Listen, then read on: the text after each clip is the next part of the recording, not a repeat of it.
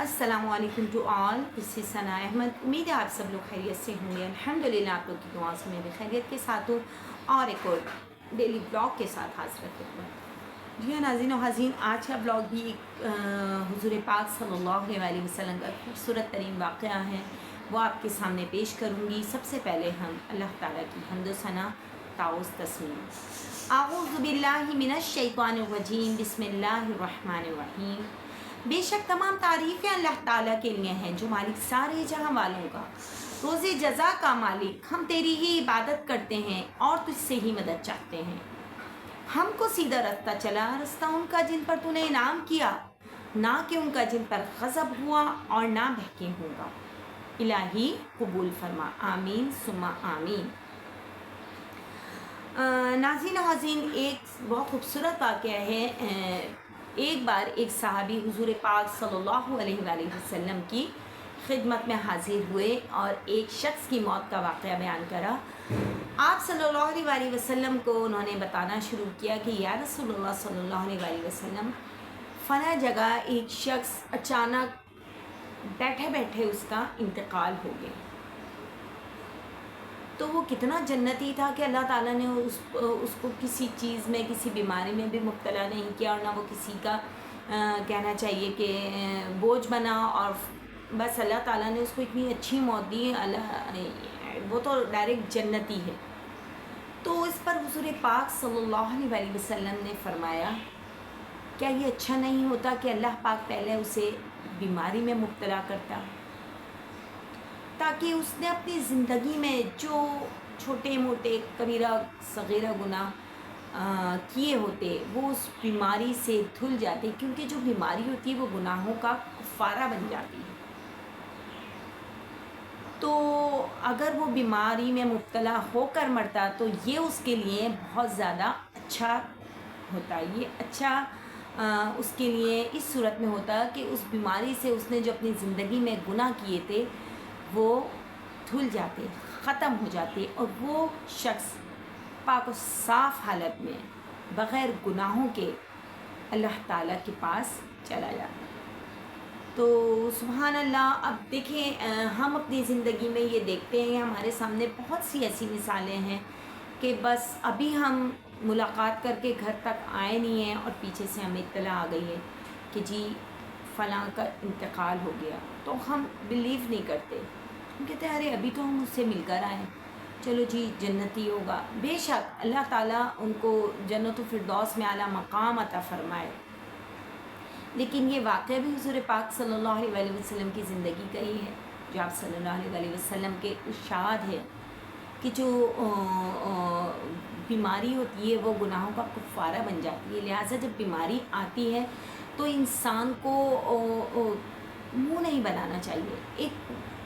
ایک چھوٹی سی مثال ہے کہ انسان کو، ہمیں بخار ہو جاتا ہے، اگر ہم بخار میں مبتلا ہو جاتے ہیں تو پھر ہم بڑے چڑچڑے ہو جاتے ہیں، کہتے ہیں کیا مصیبت ہو گئی ہے، کیا یہ بخار ہے؟ نہیں، ہمیں یہ اس بیماری کو نہ مصیبت کہنا چاہیے، کسی بھی بیماری کو۔ یہ تو بخار کی میں مثال دے رہی ہوں، اگر آپ کو چھینک بھی آئے تو شکر الحمدللہ، چھینک آنے کے بعد جو دوسرا ہمارا سانس ہوتا ہے وہ اللہ تعالیٰ نے ہمیں زندگی دوسری صورت میں ہمیں زندگی عطا فرما دی، ورنہ جب انسان چھینکتا ہے تو اس کا دل بند ہو جاتا ہے۔ تو وہ کون سی ذات ہے جو ایک دم دل بند کر کے دوبارہ دل کی دھڑکن بحال کر دیتی ہے؟ بے شک اللہ تعالیٰ کی ذات جو وحدہ لا شریک ہے، اور پوری کائنات کا نظام چلانے والا وہ اکیلا ہی کافی ہے۔ اس کو کسی چیز کی، کسی ہیلپ کی یا کسی بندے کی ضرورت نہیں ہے کہ آؤ میرے ساتھ یہ کائنات چلانی ہے، نیور ایور۔ اللہ تعالیٰ نے یہ پوری کائنات خود مرتب کی ہے، خود بنائی ہے۔ اس کائنات کو، نظام کو، جو نظام، اس کائنات کا جو پورا نظام ہے اس کا نظم و ضبط اللہ تعالیٰ کے ہی ہاتھ میں ہے۔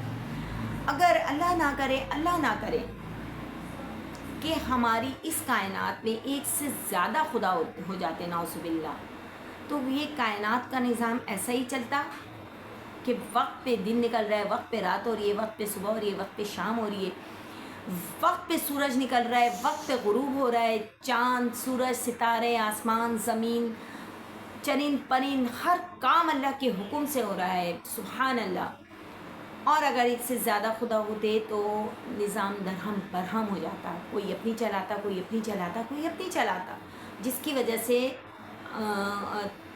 کائنات کا نظام کہنا چاہیے نظم و ضبط بحال نہیں رہتا، بلکہ تباہ و برباد ہو جاتا۔ تو اسی طریقے سے اللہ پاک نے مختلف بیماریاں رکھی ہیں۔ پہلے جو تھا وہ موت کا فرشتہ، اچانک موت کا فرشتہ آیا اور روح قبض کی اور بندہ یہ جا ہو جا، تو موت کے فرشتے کو بھی یہ اچھا نہیں لگا کہ میں فلاں جگہ پہ جا رہا ہوں، فلاں بندہ بیٹھا ہوا ہے اور اچانک اس کی میں روح قبض کر لوں۔ تو انہوں نے اللہ تعالیٰ سے درخواست کی کہ یا اللہ پاک، ایک طریقے سے اللہ تعالیٰ سے شکایت کی کہ یار شکوہ کیا کہ یا اللہ تعالیٰ مجھے اچھا نہیں لگتا کہ جب میں بندے کی آپ کے حکم سے جاتا ہوں روح نکالنے، تو وہ ہنسی خوشی اپنی فیملی میں بیٹھا ہوا ہے اور پھر اچانک وہاں کہنا چاہیے کہ ماتم برپا ہو جاتا ہے رونے دھونے کا، تو یہ مجھے اچھا نہیں لگتا۔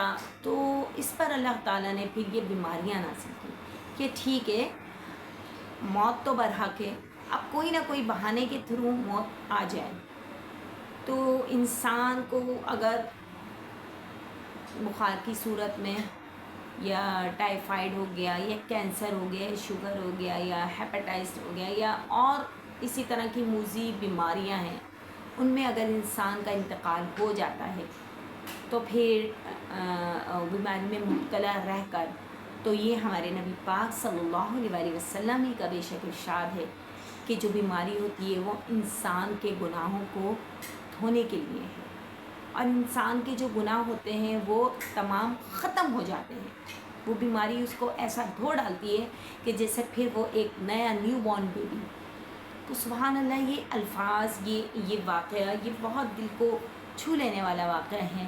تو اگر کوئی شخص بیمار ہو جاتا ہے اور اگر اللہ تعالیٰ اس کو بیماری سے تندرستی کی طرف بھی، اللہ تعالیٰ ہی کی ذات ہے جو اس کو لے کر آتی ہے، ضروری نہیں کہ ہر بندہ بیمار ہو کر اس کو ابھی مرنا ہی ہے، جی نہیں، ایسی بھی نہیں بات۔ اللہ تعالیٰ دعاؤں سے اس کو صحت و تندرستی بھی عطا فرما دیتے ہیں اور مکمل صحت کاملہ عطا فرماتے ہیں، اور وہ پھر اپنی زندگی کی جانب رواں دواں زندگی کی باغ دوڑ میں لگ جاتا ہے۔ تو یہ انسان ہی ہے جو اللہ تعالیٰ اس کو چلا رہا ہے۔ تو یہ آج میں نے پڑھا بھی تھا، مجھے بہت اچھی لگی یہ باتیں، تو میں نے سوچا آج میں اسی چیز کا ولاگ بناؤں گی، اور امید ہے آپ لوگ بھی میرے اس ولاگ سے سہمت کریں گے، آپ لوگ بھی اس سے ایگری کریں گے کہ بالکل در حقیقت اصلیت یہی ہے، اصل حقیقت یہی ہے۔ تو کسی بھی بیماری کی صورت میں گلہ شکوہ نہیں کرنا چاہیے، ہو سکتا ہے وہ بیماری ہمیں جنت میں لے کے جانے کے لیے کافی ہو جائے۔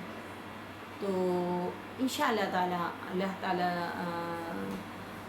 سے دعا ہے کہ اللہ تعالیٰ ہم سب کو راہ راست پر لے جائے، صراط المستقیم پر چلائے، اور ہمارے اگلے پچھلے گناہ کبیرہ صغیرہ گناہوں کو معاف فرما دے، آمین ثم آمین۔ وآخر دعوانا ان الحمد للہ رب العالمین۔